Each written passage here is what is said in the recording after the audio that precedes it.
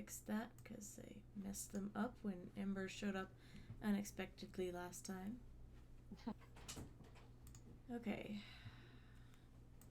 Make sure we are live. Looks about right. That's bothering me because they're not centered. Close enough. Okay. I've done a little bit of the reading. Hopefully I don't stumble over this too badly. Because I want to do right by this subject. Okay. Hello and welcome to episode 231 of Geek Girls, the Geek Girls podcast supported primarily by our patrons. You can find us at patreon.com/grills. I'm Linda, and I'm joined by my co-host, Ray. Try saying hello again? I didn't hear you that. Oh, sorry. Yes, hello. There we go. So today's topic, we're talking about Rosalind Franklin, who is a woman who helped figure out what DNA was, but is often overlooked in the, Nobel Prize getting credit department. She's done way more than that, by the way, but we'll get into that in a little bit when we get to it. So before we dive on in, what have you been up to? Well, so we thought we had a house, Mm-hmm. and we had done the inspection part, and we were getting really excited. And then the inspection information came back, and I priced it all, and it was a lot. Mm-hmm. A lot. Like 50K, a lot. Yeah. To bring it up to livable. So, after talking it over and sleeping on it, and also my husband at the same time I got this information, I'm like pricing it out and going through. He's trying to get the home insurance part taken care of, and the first company we go with, who's the one we do our car through, is like, we're not insuring that place. That place is uninsurable. Oh, We're like, that's great. oh, okay then. Um, so we shouldn't get it, is what you're saying. So, and a lot of people are like, oh well, negotiate with the seller and see if they'll drop it down, or no, guys, it's a sold as is. That was not an option, and he's just gonna go with one of the cash buyer investors who offered 10 grand more over what we offered. So, I can't fault them for that. Well, I mean, I guess it's that other person's problem now. Yeah, I mean, if you're a cash investor, you don't need to have insurance on it, so they can have fun with the rats and the roof and all the flipping yard insanity and the electrical and the plumbing and all of that. The foundation and the mold, that can all be theirs. I swear though, if I see anybody, like if I see that place go up for rent, I kind of just want to like put a link to all that information. Just be like, Yeah. dear whoever is thinking about renting this place, please check and make sure that they've addressed all of these issues, because it was a lot. Yeah, geez. Well, I'm sorry Uh, about that, but I'm also happy that you're not going to be taking on that kind of burden. yeah, like we were already like overly stretched, and with all that, we're like, we just can't. As much as we want a house, we want to have a place that's our own. Ideally, before we're too old to deal with it, and ideally before we're forced to go into a 55 or older community.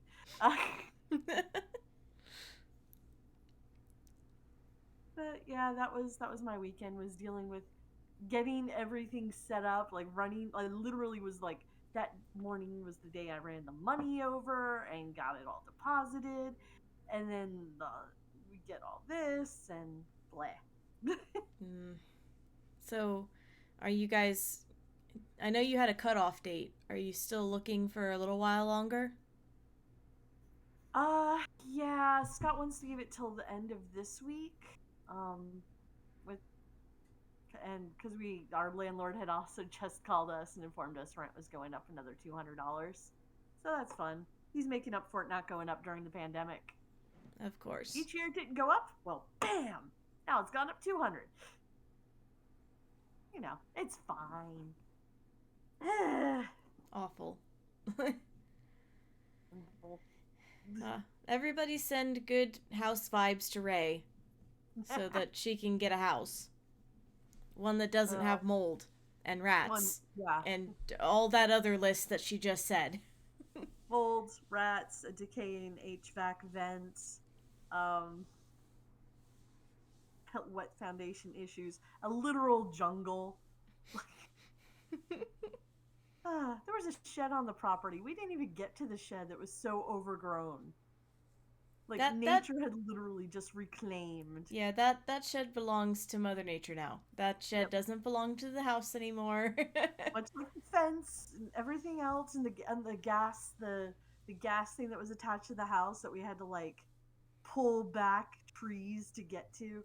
That house is just being reclaimed by Mother Nature or cash investors or both. They can duke it out. Yeah.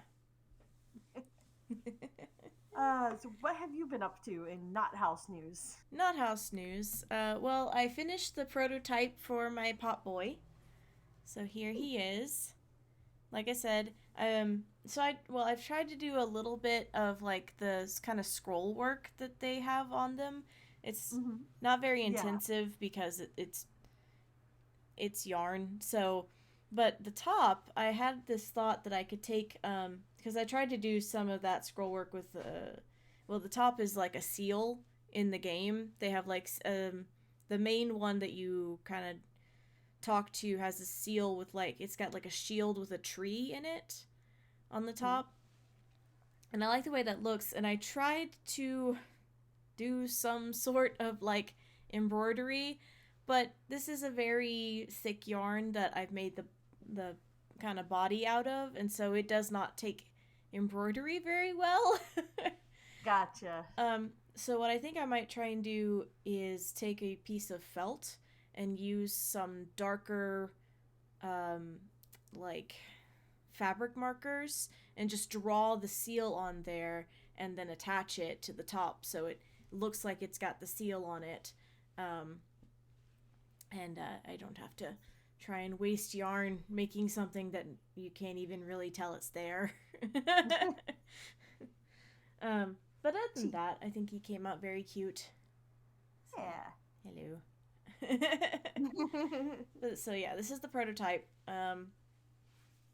Very long arms. Very long arms. Again, if you don't know what a Pop Boy is, you just Google Pop Boy from Elden Ring. Strangely cute is all I can kind of strangely adorable. I've got a couple of ideas of how I can maybe improve it a little bit, but it's a prototype, so that was the one thing. And then I went to Garden of Destinies this weekend. Got to play my Dragon Fae. I was responsible for sparking one of the field battles, so I'm proud of that. Fun. Yeah, it turns out when you start researching the big bad, they send things to try and kill you. I was being chased by a Tanner monster. Tanner is one of the staff members, and they're very good at combat, so they tend to play a lot of the fighties. Not all of them, obviously, but it's gonna be a tough time when you're facing off with them. It's just kind of how it works. And he was playing the ghostly knight that's not really a knight. It's a weird monster coming after me, called me a witch to my face, which is fine. I took when you have something that's cosplaying as King Arthur and you become his Morgan Le Fay, he's gonna get a little grumpy about it. So I, It's fine. so he's like, I just one point in this like field battle where we're all fighting, and he comes up and is like, fighting me, and then I get downed, and he gets distracted by something, and he's like, I'll be back to finish you off, and he like stomps off, and I'm like, give me up, like give me up right now, because he is gonna come back and kill my ass. um, but it was a lot of fun, and we had somebody got to have a big damn hero moment where they were doing their retirement. It was one of the characters is named Havoc. He's a runner from Magi City Prime, which is like the Shadowrun So setting, sad. and he threw himself into a portal to go like beat up a tentacle monster and was like, I'm Oh, going out like a big damn hero. We tried to save him, and he was like, nope, I'm gotta not. do this. I gotta do it. And so we were like, okay. We had a memorial for him. It was very touching. Aw, Yeah, and so there's sad. other things that happened. We were doing like plot stuff with. Turns out that the big plot thing that I'm doing with the Mad King is the mid season boss. So we're dealing with that next game. Oh, yay! Yeah. So we just gotta, find his phylactery, which is what's keeping him alive, destroy the phylactery, and then beat him up. Easy. So easy. Hey, um, sounds easy. sounds, yeah. Let's see, what else? Like there are a couple of like good modules. Obviously those weren't the only things that happened at game, but I was Mhm. extremely tired on Friday night when I got there because we had been down a person pretty much all week at work, and Oof. um, I had been staying up late at night, and so I was just like exhausted. And I signed up for the last tavern shift, which was the one from start of game to like midnight or 1 a.m. And so I was just like, I slapped on some makeup, put my costuming on, and was like in tavern, helping like make sandwiches and stuff. Pretty easy Friday night. And then like I stayed long enough to like role play with one of the big characters that one of the big NPCs that I normally like interact with, and then Rachel, who was playing said NPC, another plot member, looked at me and was like, there's gonna be something you're gonna want to be awake for at about 9:30, so you should probably go to bed. So you can be up by then, which was the big field battle where Tanner was gunning for me the entire time. 9 in the morning?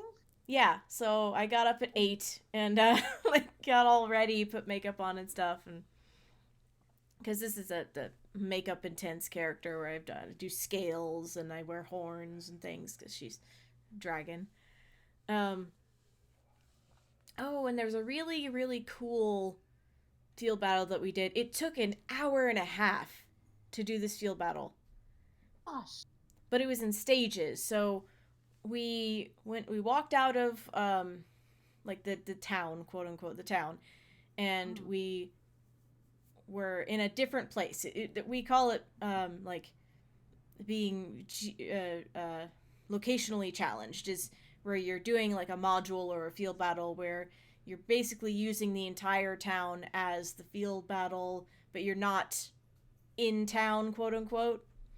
So we were walking through all of Harrison Bay, and it's like we're like in a mist and we can't see things, so monsters can just pop out at us. They basically, because usually when a monster or NPC is coming into play and they're gonna come and attack you, they go coming into play 1, coming into play 2, coming into play 3, and so you can kind of see them coming, quote unquote. But It gives you a little bit of a warning, so little, like yeah, a you little bit can of a turn warning. around or. This time, coming into play 3, there they were. Oh, jeez. So it's like, and again, we're fighting a Tanner beast. Um, this time he was a plant variety. So we're dealing with these weird, messed up animals that are coming and attacking us, and then also the big plant thing that's coming and attacking us.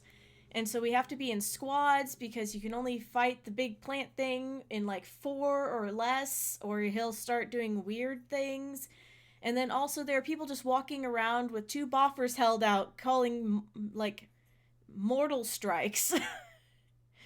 So you have to duck or get out of the way. And Rachel is holding the Prometheus, which is a big Nerf gun that just shoots like or a rival. I think it's a rival gun, and it's like a machine gun Peppers. of rival balls. Yep. So the first part of this is that we have to defeat the big plant monster 3 times. So that Okay. takes a while, and we are popping all over site to go and find where he is. Meanwhile, we're being attacked by mutant animals. So And then he's moving from area to area at Harrison Bay, and yes. you have to run and find him. Yes. Ugh. So we get that part done. And then we do another kind of split where the people that are they have a skill called infiltration or infiltrator.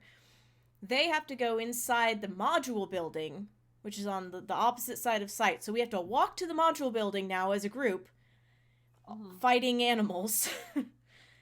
And while they go into the module building and are like taking care of traps and getting um, these like weird gross nodule things, which are water balloons that they have tucked up into the ceiling rafters that they then have to figure out how to pop without getting the water on them because it's an acid. Dang The it. rest of us are standing outside dealing with the animals and the vines and the people running around with the and things and then like terrible vines trying to grab us and it was just like we got back to tavern and all of us were like ah. Okay, so plot wise, why did this happen? Why did this plant monster show up? Oh, so in the new um packet the was it the Oh, the uh moon dusk stars. Yes. twilight dusk the dusk of twilight. There's a setting where it's basically um fairy, not even fairy, they're called sylphs. They're fairy adjacent, I guess. They have like earth magic and elemental magic, but their kind of big bad is that their veil of dusk, that's what it's called. Their veil is being like taken over by this creeping terrible mist that mutates everything. And of Oh, course, so this was. because it's in their world, it has come to the garden, and so now we're having to deal with it. Okay, so this is our big introduction to their Yeah, setting that way. to their terribleness that's there. And we were just like we started right before twilight time, so it was still daylight, and it was Okay. just pitch black by the time we were done. Because it did take an hour and a half, and they were not holding back on because they have put several fog machines inside the module building. Mm-hmm. And I had gone on a module earlier that day where they were just the entire module building so thick with fog you cannot see. Yep. And they did that, and I was like, I had trouble with that during the day when there was daylight creeping in underneath the panels that they put up to keep the sunlight out. And they had to deal with that at night. Yeah. It was Yeah. real dark, and they're looking for water balloons. And they can't stand on the tables because the tables do terrible things if you touch them. And a lot of our Oh, infiltrators are short. dang it. I mean, I'm average, but still, dang it. So, yeah, that was an intense field battle, but it was super neat. Like, That's cool. yeah, As long as it was enjoyable. yeah, The, it the was. the trying to find him as he reses in different areas sounds a bit exhausting. It was a little bit. We only had to do it 3 times, thankfully. Um, the first time he happened, so we were split into squads, like I said. So I was in Yeah. squad 5. there was four of us, and he like popped up next to us, and we were like, we found him, because we're role playing that we can't really see anybody else because it's the fog, the mist is thick, we can't Yeah. see. So we're doing the call and response kind of thing to figure out where people are. So he pops up, and then like four other NPC mutated animals pop up too, and we're like, we're outnumbered. Help! Press A. Press A, yes. Fortunately, like, one of the PCs had like supercharged one of their spells, so they just had a handful of 18s to just chuck into. It's just Nice. like, so like the first time he went down like pretty quick, and the second time I was like, why is it taking so long? And Notthorn's like, I put like 100 damage into him the first time, and I was like, oh, right. Why? Okay, I'll shut up now. Yeah, it's like, I forgot. Sorry. So, yeah, sorry. That It, sounds like fun. it was fun, and I hope they do more like that in the future. Like, it was one of those things where we're like, oh god, it's so tiring, but we won. Oh yay! Sorry, Matthew just gave me a thing. So another thing, actually, I forgot. It's another gaming thing. We finished our Mad Mage campaign. Ooh. So Matthew bought us these commemorative coins, and they just came in. So it's got a dragon on it. It's actually for Dragon Heist, but we also finished that campaign. So Very cool. yeah, they don't actually have these. I forget where he bought them from. Is it Beetle and Grimm's? They don't actually have one for Mad Mage, but so he got us all the ones from Dragon Heist, so that we can have commemorative coins for actually finishing Mad Mage. We started Mad Mage in 2020. We just finished it last week. Part of the reason why I stayed up late on Thursday is because we were finishing that. So that has been me. Ray and I will probably goob even more later, but I don't want to get too distracted. Too bogged down. Yeah, because probably most of our listeners are listening to me going, that sounds weird. It's weird but fun. It's Yes. like live action D&D. Pretty much. So our discussion topic, which we can get into now, is Rosalind Franklin.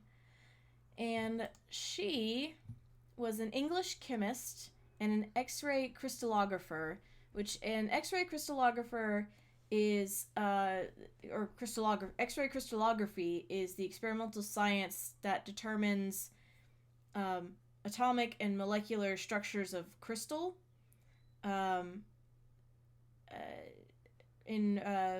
In which the crystalline structure causes a beam of X-rays to diffract in specific directions, so they can use that to measure certain values to forward science, obviously. But she was born in 1920 in July 25th. She actually, I didn't realize this, she only lived till April of 1958. She died young. She died at 37. Wow. Yeah. And Yikes. once I tell you how much shit she has done, you will understand why I was confused. So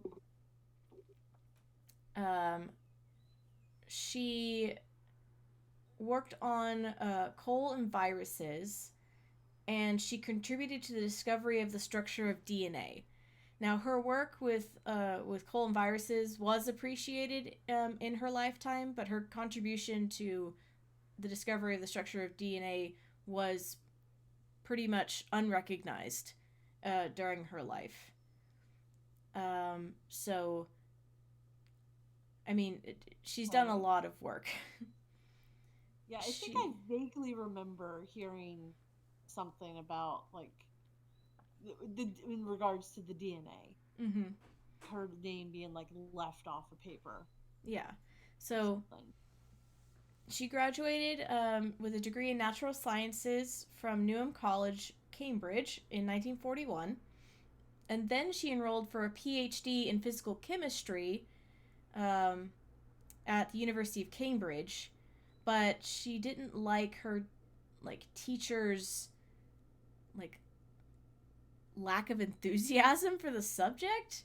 So she took up a research position under the British Coal Utilization Research Association, the BCURA, in 1942, and the research on coal helped her earn the PhD from Cambridge in 1945. So she was basically in getting her PhD during World War II. Um, and Yeah. then she moved to Paris in 47 and started doing postdoctoral research because she was just a badass, I guess. Academic badass. Yeah. And that's when she became the X ray crystallographer. And then in 1951, as a research associate at King's College London, she discovered the key properties of DNA, which eventually facilitated the correct description of the double helix structure of DNA. Um, so she's best known for her work on the X ray diffraction images of DNA while at King's College London. Um, there's a particular photo that she took. It's called Photo 51, um, which led to the discovery of the DNA double helix. It's really like you can look up pictures of Photo 51, and it's just wonky. Like I don't know what I'm looking at, but somehow they were able to look at that and be like, "That's a new discovery." Oh, okay. Yeah. Yeah, so when you look at Photo 51, if you're familiar with like how they show chromosomes in your science textbook, that's kind of what it looks like. It looks like kind of it's a circle like an egg with like, and then there's an X kind of lines in there. It kind of remembers. That is Mm-hmm. really cool. Oh, I'm sorry. the Okay. The photo And itself I was see from taken. that how she would get that spiral. Yeah, the photo itself was taken by her student, but he was her student, so without Hmm. her, probably wouldn't have been taken. Or I don't know. So the discovery of the double helix got the Nobel Prize for Francis Crick, James Watson, and Maurice Wilkins. Watson wanted like Watson wanted her to also have been awarded a Nobel Prize in chemistry, um, but unfortunately they got that award in 62 and she passed away in 58, and the Nobel Prize doesn't generally make posthumous nominations. Right. Um, Oh, she what she did she worked die from? uh, I'm jumping ahead, aren't I? ovarian cancer.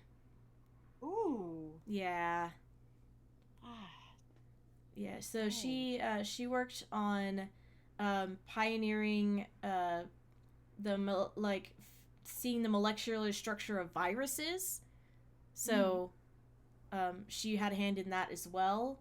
Yeah, I Um, see there's the RNA research mm-hmm. and on the polio virus. It's Yeah. so cool. Um, yeah, As yeah. again, very sadly, the day before she was going to unveil the structure of tobacco mosaic virus, which is a type of, let me see, It's an RNA it's virus. it infects tobacco plants. Basically, it's a virus that takes out tobacco plants, and Oh, yeah, it gives them the mosaic-like molting, yeah. which if you're not sure what that is, if you've ever seen a broken tulip, where the colors the white and it's kind of got the tiger stripy patterns, that's called a mosaic pattern. Mm-hmm. You And know, it's interesting. mosaic in They my mind. actually Almost. For like mosaic roses and I think orchids as well. They infect the plants knowingly with this virus to get the pattern. But the Um, downside is it also limits that plant's ability to yeah. reproduce. It doesn't generally reproduce as fast as if it, Mm-hmm. wasn't sick. Or not the tobacco one specifically, but there are mosaic viruses that they will introduce into plants to get You that you color. can tell I just watched the extra credit on Tulip Yeah. Tulip Madness, and they were talking about it, and I'm like, it's still fresh in my head. I mean, we could do an episode on the tulip madness. Um, Tulip bubble. but the day before she was supposed to unveil the structure of that virus at an international fair in Brussels, she passed away from the ovarian cancer. She was 37. Um, Mm-mm, that's awful. yeah, Is it but like it kind of so sounds like she didn't even know she was sick. yeah, like hold on. There's a section down here about her illness. She actually first began to suspect a health problem in 56, so 2 years prior. Um, Ah. she could see like the physical symptoms, like she had a stomach bulge. Um, Mm. and she consulted a doctor who asked her, "You're not pregnant," and she retorted, "I wish I were." At least that I know what it Yeah. is. Fortunately, her case was marked urgent. um, Okay. and she did have an operation on September of 56 to in uh, it said it revealed two tumors in her abdomen. I'm sure they removed them if they could. Um, Yeah. she had periods of hospitalization. Um, and let's see. That's kind of sad. She chose not to stay with her parents during this time because her mother's uncontrollable grief and crying upset her too much. Oh, Aw. that's so sad. But while she was undergoing cancer treatment, she continued to work. She continued to write papers. She did 7 papers in 56 and Aw. 6 more in 57. Um, she got sick at the end of 57. And like after being admitted to the hospital, she like made her will because she knew that she was that sick. So yeah, she had an inkling. Oof. Let's Yeah, see. and it looks like a lot of the RNA was based around RNA viruses affecting different plant types like potato, turnip, tomato, peas, Mm-hmm. of course, tobacco. Uh, so cool.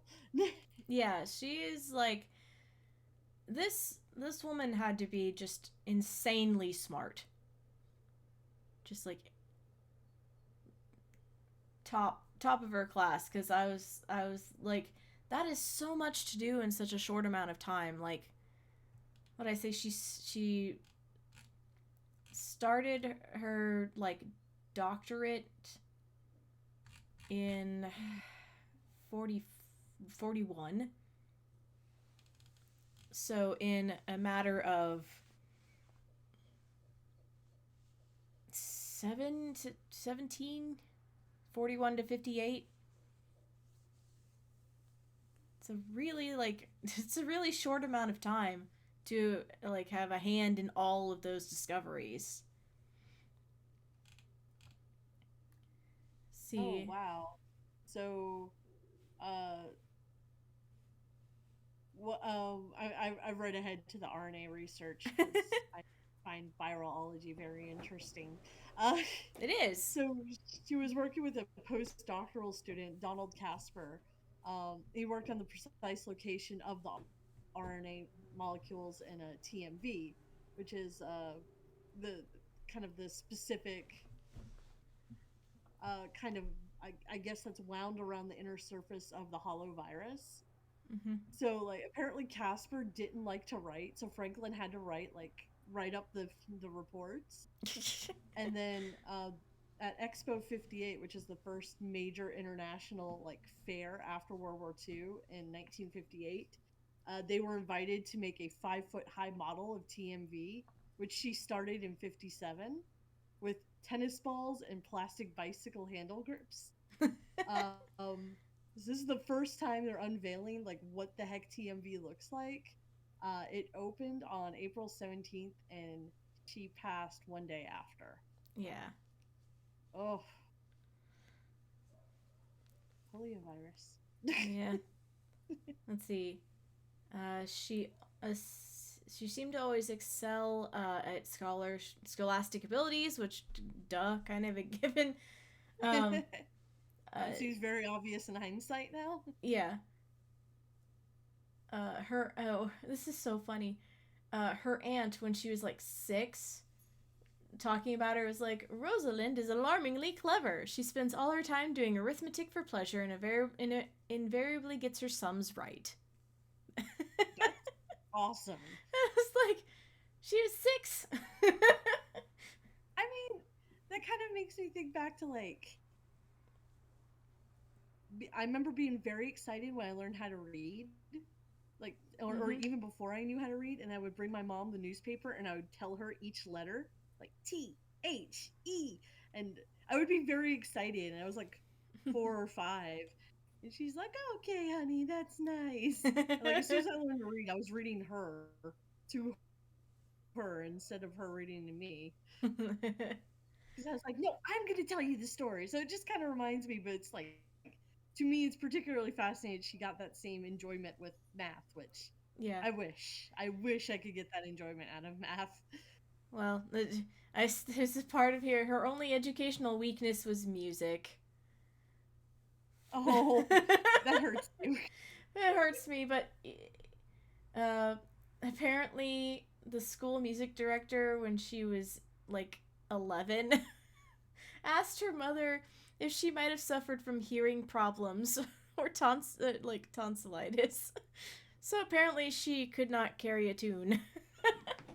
Ah, It's fine. She had plenty of other things that made her awesome. I'm about to Which, say that's different than like the way it was initially described. I'm like, did she just not enjoy it? I mean, I don't. I would think if you put it in terms of like numbers and stuff, like somebody who connects yeah. easily with the numbers would be able to easily interpret that with music as well. Well, it's interesting because there are a lot of folks that are like, "Oh, if you're good at math, you're good at music."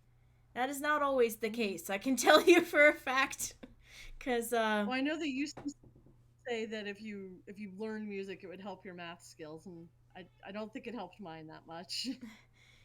yes, asterisks, because here's the thing: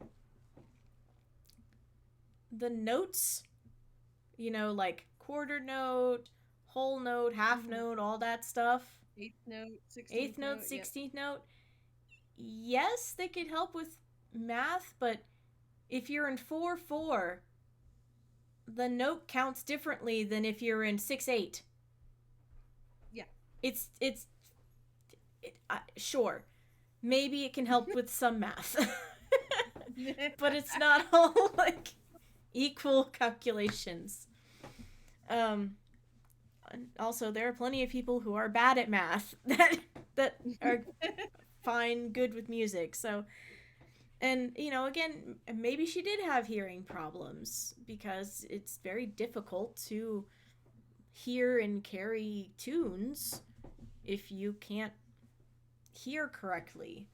Um, That's true. I don't know if that was the case. It doesn't say if it was a yes or no, like if her mom said yes or no to that question.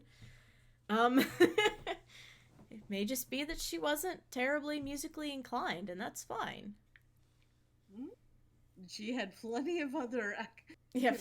acclimate achievements. Yes. I word. She won so many awards.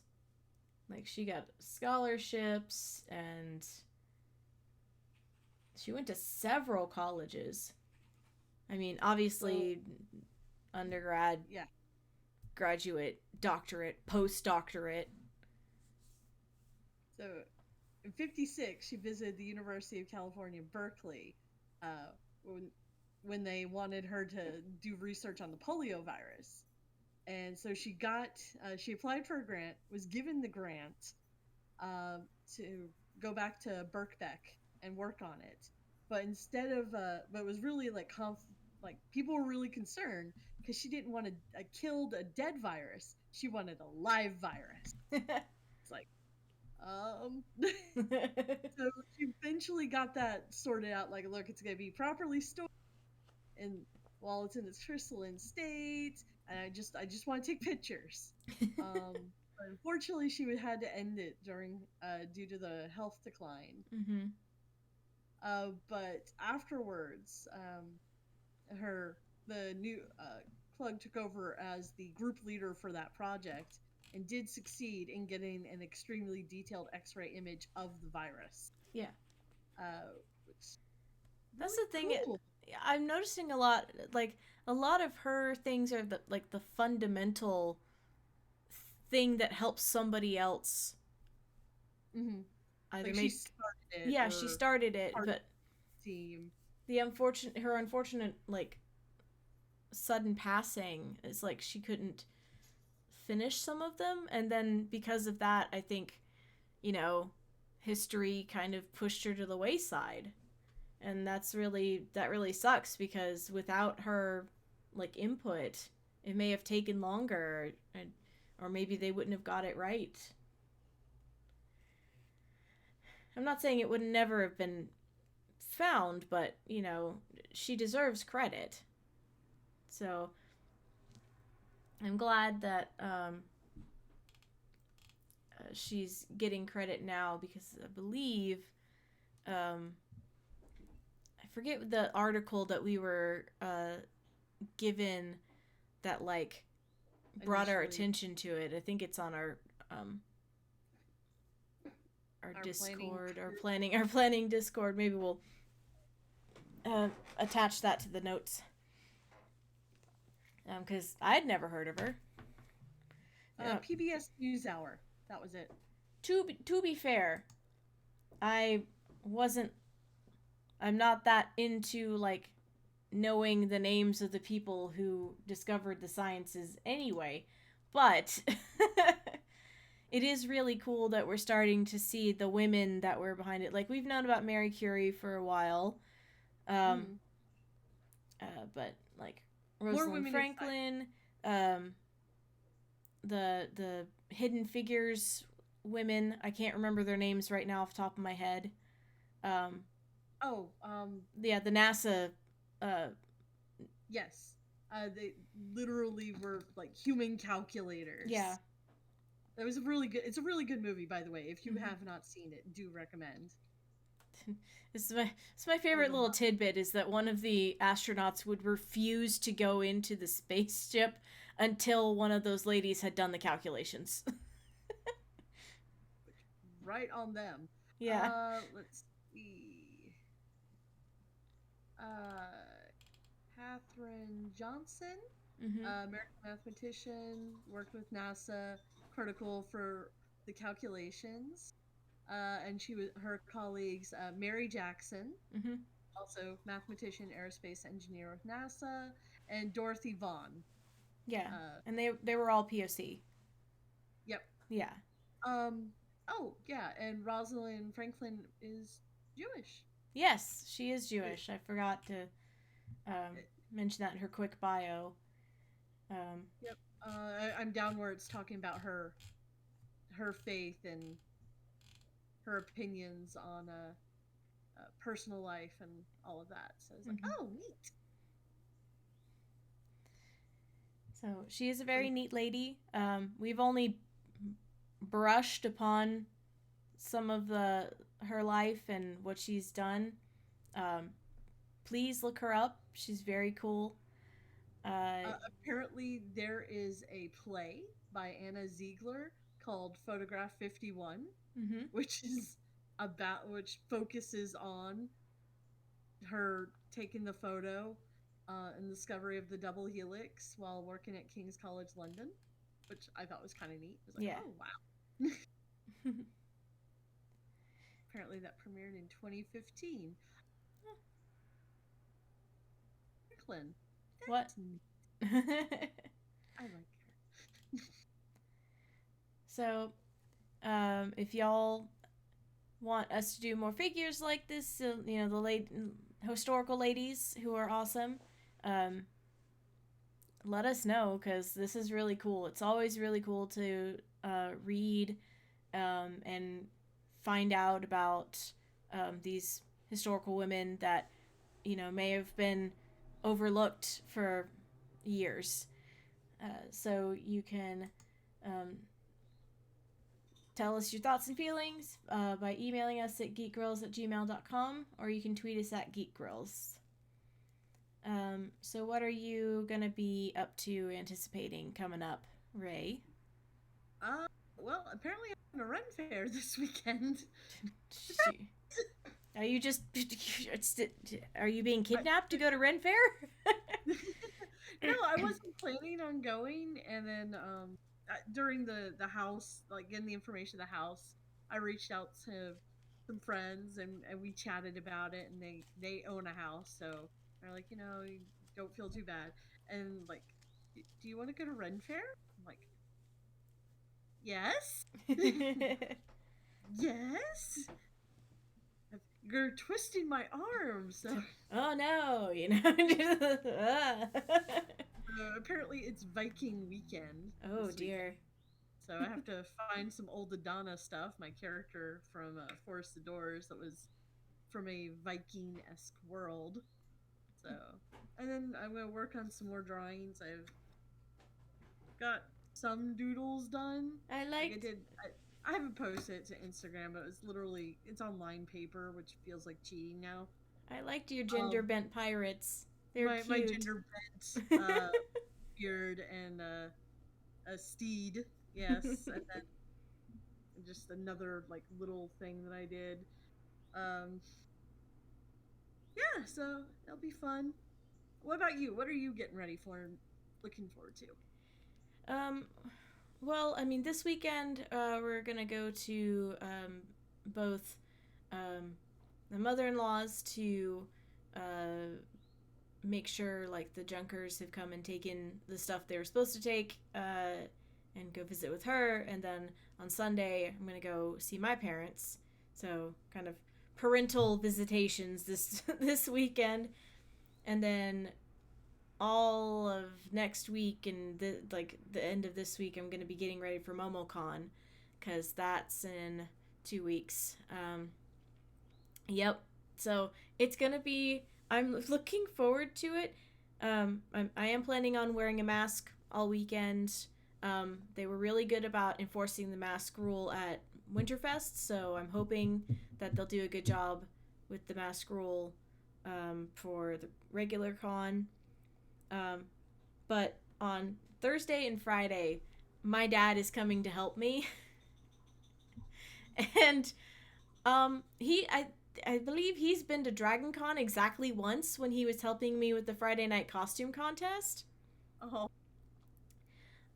Because he helped build the dress, because it was a light up dress, like the whole dress lit up. And he helped me like with construction and soldering all the wires and everything. Jerry from Studio Killer. Yes. But this is the first anime convention, because MomoCon is like at its heart, it started as an anime convention. Mm-hmm. Yeah. So there's going to be probably some characters he recognizes, because it's, you know, it's gotten bigger and it's starting to encompass more than just anime. It's you know, getting out into other parts of nerddom. But I'm just look, my dad's adorable, okay? I get it from him. Adorkable. He's very adorkable. He has an entire wood shop down in his basement that he just like makes beautiful things out of, and so I'm just kind of looking forward to just seeing him be like, what's this? Do a Jack Skellington. I can see it, and it's very cute in my head. Yes. So, and then Saturday, Sunday, my husband will be coming in to take over. But that's coming up, and oh boy, woof. Yep. I've gotten the load in times, and